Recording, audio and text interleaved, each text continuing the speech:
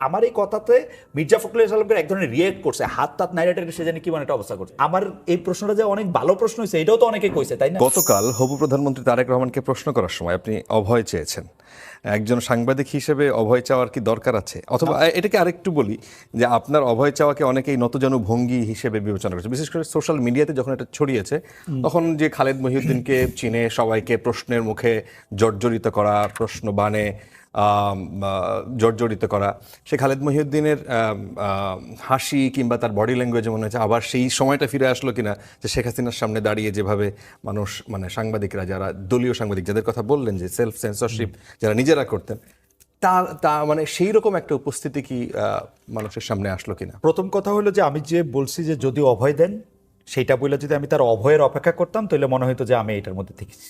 আমি যদি অভয় দেন এবং তারপরে লেজের প্রশ্নটা আমি একই সঙ্গে করছি, I didn't wait for his not even okay. ও অভয় দেন, যদি অভয় দেন হচ্ছে একটা বাগধারা। যে যারা এটা বলতেছেন মানে এটা জনাব হাসনাত আবদুল্লাহ, জনাব আসিফ মোহাম্মদ সজীব ভুঁইয়া তারা ইনক্লুডেড, তাদেরকে যখন আমি ইন্টারভিউ করছি তাদেরকেও মনে হয় আমি অসংখ্যবার বলছি যদি অনুমতি দেন, যদি বেয়াদবি না নেন, এটা আমার একটা কথা বলার ধারা। এবং আমি এটা বাংলা প্লিজের এটা আমার স্পষ্ট করে আমার এগুলি মনে নাই, কিন্তু আমি একদম ড্যাম শিওর যে আমি হাসান আবদুল্লাহরে বা জনাব হাসান আবদুল্লাহরে বা জনাব আসিম মোহাম্মদ সজীব ভাইরে বলছি যদি বেয়াদবি না নেন, যদি অভয় দেন, অভয় দেনটা হয়তো বলি নাই, যদি অনুমতি দেন, যদি অনুগ্রহ করে বলেন আপনাকে আমি খুব পছন্দ করি সেই জন্য আপনি বলেন। এইটার একটা জার্নালিজমের টার্ম আছে, এই টার্মটার নাম হচ্ছে euphemism. When you ask a difficult question to anyone, আপনি এটাকে তাকে একটা এরকম একটা জায়গা দিবেন যে এটা তার সাথে আপনার ব্যক্তিগত ক্ষোভ বা কোনো কিছু না। উনি সেইখানে তারেক সাহেব কালকে প্রেস ব্রিফিং ডাকছে। আপনি দেখেন, আপনি জার্নালিজমের ছাত্র, প্রেস ব্রিফিং আর প্রেস কনফারেন্সের মধ্যে একটা তফাৎ আছে। প্রেস ব্রিফিং এর মধ্যে আপনার জার্নালিস্টের তখন রাইট নাই যে আপনি তার কোশ্চেন করতে, তার কোশ্চেন নিতেই আপনি বাধ্য। আপনি প্রেস ব্রিফিং করবেন, কইরে এখান থেকে চলে যাবেন। আমি তো সেই জন্য আমি ধারণা করতেছিলাম যে উনি কি আমার প্রশ্ন নিবে না। আই ওয়াজ মানে ওরকম একটা জায়গায়, কারণ উনি এটা প্রেস কনফারেন্স বলে নাই, কিন্তু উনি বলছে এটা প্রেস ব্রিফিং। ঠিক আছে, আমি তার এখন কোশ্চেন করবো, আমাকে কোশ্চেন করতে হবে, আমি কি নিয়ে কোশ্চেন করবো, আমার তো একটা সুযোগ, ওয়ান চান্স। আমি তো তাকে টকশো করতেছি না, আমি ব্যাক অ্যান্ড ফুট করতে পারবো না। একটা চান্স, ওই একটা চান্সের ক্ষেত্রে আমাকে একটা জিনিস আমার এখন জানতে হবে যে ঠিক আছে আপনি বলছিলেন যে ইলেকশন সহজ হবে না, তা আপনার ইলেকশন কি সহজ হয়েছে? আর এটা লেজের প্রশ্ন হচ্ছে আপনি 200-র বেশি আসন পাইতে গিয়ে কি আপনার ইঞ্জিনিয়ারিং করতে হয়েছে?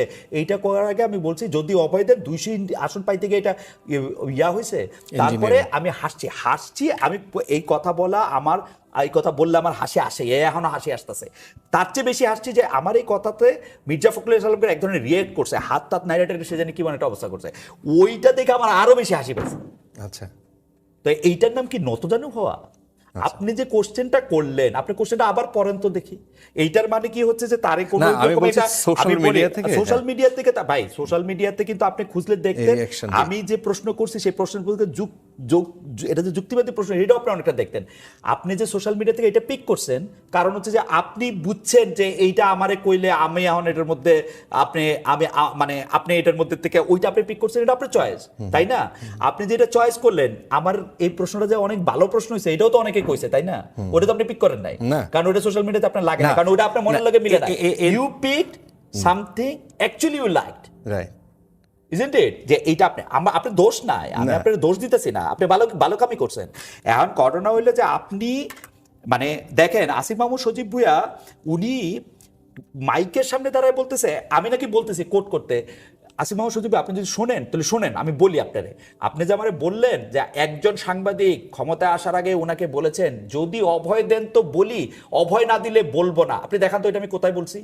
আমি এক লাইনে বলছি যদি অভয় দেন তাইলে আপনারা জানতে চাই যে 200 আসনের বেশি পাইতে গিয়া আপনার কি ইলেকশন ইঞ্জিনিয়ার করতে হইলো? আমি প্রতিটা শব্দ মাইপা বলি কিন্তু।